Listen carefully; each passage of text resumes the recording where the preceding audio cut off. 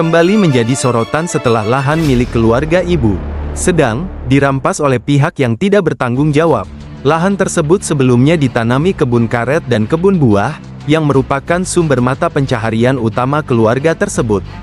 Lady, yang diduga sebagai pelaku utama, melakukan penambangan tanpa izin di lahan tersebut. Aktivitas ilegal ini terus berlanjut seolah-olah ada pembiaran dari pihak berwenang. Dugaan keterlibatan oknum yang membackup operasi tambang ilegal ini semakin kuat dengan beroperasinya pelabuhan Jati yang juga diduga ilegal di kawasan Royok dan sekitarnya. Keluarga ibu sedang telah melaporkan kejadian ini kepada pihak berwajib, namun hingga kini belum ada tindakan tegas yang diambil. Masyarakat sekitar khawatir jika aktivitas ini dibiarkan, kerusakan lingkungan akan semakin parah dan hak-hak mereka akan terus terabaikan. Mereka berharap adanya perhatian serius dari pemerintah dan penegak hukum untuk menindak tegas aktivitas tambang ilegal serta mengembalikan lahan yang dirampas kepada pemiliknya. Kepala kampung, Bapak Hobi, saat disambangi awak media, tidak siap untuk diwawancarai dan hanya mempersilahkan media untuk mengambil tindakan yang diperlukan. Hal ini menambah kecurigaan masyarakat tentang adanya pembiaran terhadap aktivitas ilegal tersebut. Seolah terdapat pembiaran dari pemerintah daerah dan oknum aparat. Hal ini diperkuat dengan adanya pita garis polisi, akan tetapi aktivitas penambangan tetap berjalan tanpa hambatan. Sanksi pidana pasal 158 UU nomor 4 tahun 2009 menyatakan, setiap orang yang melakukan usaha penambangan tanpa IUP, IPR, atau IUPK sebagaimana dimaksud dalam pasal 37, pasal 40 ayat 3, pasal 48, pasal 67 ayat 1, pasal 74 ayat 1, atau pasal 75 ayat 1, dipidana dengan pidana penjara paling lama 10 tahun dan denda paling banyak 10 miliar rupiah. Kegiatan pertambangan tanpa izin resmi, IUP, IPR, atau IUPK, di Indonesia dikenakan sanksi berat baik pidana maupun administratif sesuai dengan ketentuan Undang-Undang Nomor 4 Tahun 2009 kemudian revisi Undang-Undang Nomor 3 Tahun 2020. Hal ini dilakukan untuk mengontrol dan mengatur kegiatan pertambangan demi kepentingan nasional dan lingkungan yang berkelanjutan. Minta tolong sama petugas kepolisian bagaimana tanggung jawabnya tanam tumbuh kebun saya itu, maka itu usaha kami nores kalau karet ada harga. Lokasi kami didorong, kebun karet kami habis didorong, durian, pohon pepeda, pohon lay, pohon lancat, tiang rumah kami didorong juga habis hancur semuanya. Namanya orang itu Yependi sama Anje orang Lota, Lady orang Dingin, Yependi sama adeknya Anje sama temannya juga, orangnya semuanya 11 orang bekerja di dalam lahan kami itu. Kami takut karena orang terlalu berani sama kami. Kami 2 anak cewek juga. Jadi sampai sekarang belum ada informasinya dari kepolisian. Kami sudah laporan ke Polres, tapi belum ada tanggapan sampai sekarang. Sudah 1 bulan 5 itu. Ini kan sudah tanggal bulan 6. Untuk Bupati Kutai Barat minta tolong juga kayak apa caranya, karena tanam tumbuh kami itu rusak semua, didorong orang tambang ilegal. Pak Jokowi tolong bantu kami masyarakat ini yang miskin, susah. Kebun-kebun kami habis dihancurkan orang tambang ilegal. Ya. Tolong bapak-bapak bantu kami ini, ditipu orang begitu aja. Ya. Itu kalau dengan saya tidak pernah mereka datang sama saya. Ya. Nah itu, apalagi memberi segala apa itu ini, tidak ada demi Tuhan, tidak ada. Ya. Tadi hal-hal ini aku tidak ngerti Pak. Ya. Nah, saya hanya diam aja. Nah itu, maka seandainya mereka itu datang, maksud saya seandainya ada izin tidak ada izin, aku tidak mengizin. Selaku saya orang punya wilayah ET 5 Pusung, Kampung Dingin, Kecamatan Marlawa, Kabupaten Kutai Barat. Yang wilayah saya. Nah, kalau lain wilayah aku tidak tahu. Tetapi sampai saat ini tidak pernah datang sama saya. Nah itu. Apalagi segala memberi itu ini dan sebagainya, tidak ada saya. Tidak ada menerima. Dan apabila itu ada masalah, tentu sekali di wilayah saya yang menyelesaikan. Tetapi pelaksanaan mereka itu tidak melewat saya. Itu saya jadi kebingungan, Pak. Itu. Jadi saya agak. Nah, seandainya Pak ini ada dapat itu ini dan sebagainya, kalau saya tidak ada, Pak. Demi Tuhan saya tidak ada. Sampai detik ini tidak ada dikasih siapapun dengan saya kan itu. Jadi hal-hal ini seandainya itu ada yang bisa menyelesaikan itu, selesaikan aja dengan baik. Nah itu kalau saya tidak bisa menyelesaikan hal itu karena mereka tidak pamit dengan saya. Kalau pamit dengan saya larang. Itu tanah masyarakat dan sebagai hak kelola atau hak waris apa dan sebagainya itu kan harus itu bagaimana sebaiknya jika hak kelola si A si B itu jangan dorong-mendorong atau apa namanya tambang-menambang itu tidak dibenarkan karena itu merugi si masyarakat, merugi yang punya hak milik. Karena undang-undang bicara 28H itu hak milik seseorang tidak bisa diambil alih siapapun. Itu undang-undang bicara. Tidak benar itu. Itu Undang-Undang 945. Itu saya tidak tahu undang-undang tapi saya tahu ayat pasal itu. Nah itu. Jadi hal-hal ini bagaimana Bapak bisa mengatur itu dan sebagainya itu kalau saya tidak bisa mengatur itu. Nah itu karena apalagi Pak Lady itu sewenang-wenangnya merasanya keluarga di situ kenapa dia bisa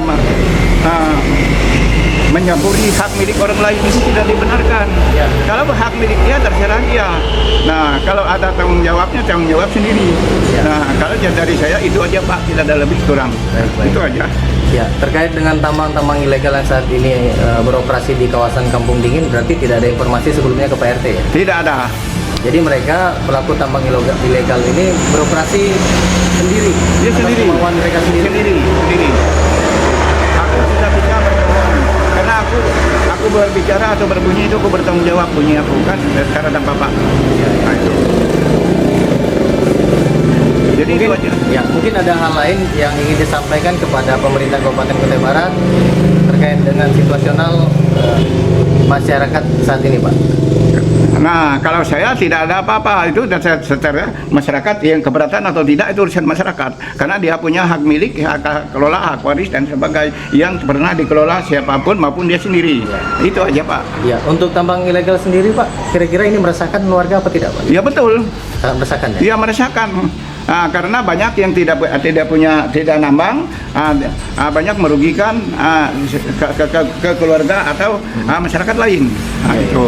Apalagi di jalan umum apa dan sebagainya, debu mendebu itu ini apalagi ini dulu kan siang malam, sekarang disuruh malam lagi. Itu bukan urusan aku, urusan orang di mana-mana kan. Di Jangan Danum dulu kan. Itu. Jadi kalau aku tidak ada pengalaman tambang ilegal ini, tidak ada pengalaman kalau untuk bagi saya karena tidak ada pamit dengan saya. Itu aja Pak. Terima kasih Pak. Perkenalkan saya Li. Saya melaporkan Bapak Presiden Jokowi, Polda, Polri, tolong lahan kami digosok ilegal mining dan atas nama koridor, minta tolong. Itulah di belakang lahan kami itu masih mereka kerja di belakang itu. Berapa kali kami penyetopan tentang lahan, tetap tidak ada solusi. Sampai berapa kali kami lapor ke Polres, tidak ada juga solusi. Makanya tim media tolong membantu juga Bapak Jokowi. Ini seputaran Kutai Barat, Bapak Jokowi, Polri, Polda, Bupati Kutai Barat dan sekitar, Polres, minta tolong. Ini lahan ibuku, ada kebun karet, ada tiang rumah, buktinya ada foto dan yang lain-lain. Terima kasih, tolong dilihat Pak Jokowi. hentikan illegal mining seputaran Kutai Barat ini. Terima kasih Pak Jokowi sudah menolong masyarakat kecil seputaran Kutai Barat. Kalau ndak hentikan Pak Jokowi, Polri, Polda, kita tolong semuanya. Itulah kita contoh sendiri, lihat ke belakang, lahan kami semua dikerjakan illegal mining. Tolong ya, bayar-bayar illegal mining, hentikan lahan ibuku dikerja illegal mining ini. Minta tolong Pak Adi, Pak Agung, seputaran Kutai Barat, banyak yang lain-lain illegal mining ini, bukannya Pak Adi sendiri dengan Pak Agung. Coba Pak Jokowi tolong cek lapangan, Polri, Polda, dan yang lain-lain. Terima kasih. Baik, saya atas nama Karyama, ayah kandung almarhum, yang kejadian kemarin terjadi di 8 Mei, menghimbaukan ke teman-teman Klidor harus jalan sesuai kesepakatan yang sudah diterapkan oleh kabupaten. Kami minta banyak, minta penertibannya aja, sesuai kesepakatannya aja, jangan jalan siang. Kesepakatannya 7 ke 7 malam, bukan siang.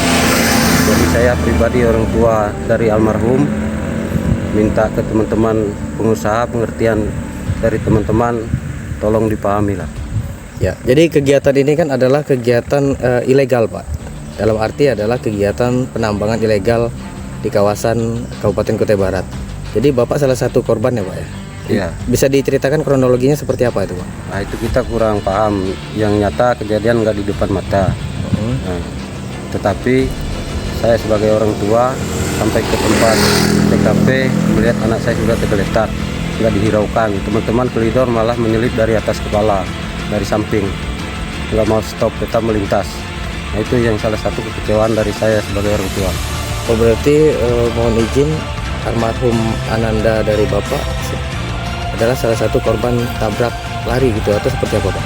Iya, tabrak lari. Sampai Tabrak lari. sekarang belum ada bayang-bayang sama sekali. Ya. Tabrak lari dari salah satu truk penambang ilegal, Pak. Ya. Baik, jadi apa yang ingin disampaikan ke pemerintah pusat saat ini, Pak? Atau mungkin bisa disuarakan ke Bapak Presiden Republik Indonesia kita, Bapak Presiden Jokowi? Kalau saya pribadi, kalau bisa ditutup total aja. Kalau mau bergerak dikubar, mending buat jalan sendiri aja untuk Klidoran. Ya, mungkin lebih ke tambang resmi, Pak ya? Lebih ke tambang resmi lebih baik. Yang lebih baik, Pak ya? Terima kasih, Pak. Selain itu, dua nama yang mencuat sebagai pembeli batu dari tambang ilegal ini adalah Pak Adi dan Pak Agung. Keduanya diduga kuat berperan aktif dalam mendukung operasi tambang ilegal dengan membeli hasil tambang yang diambil dari lahan masyarakat tanpa izin. Pak Agung juga disebut-sebut sebagai pemilik kawasan jeti ilegal, SAR 2, yang digunakan untuk memfasilitasi pengiriman batu tambang tersebut. Pembangunan jeti tanpa izin di Indonesia merupakan pelanggaran serius yang dikenakan sanksi pidana dan administratif berdasarkan berbagai undang-undang dan peraturan terkait.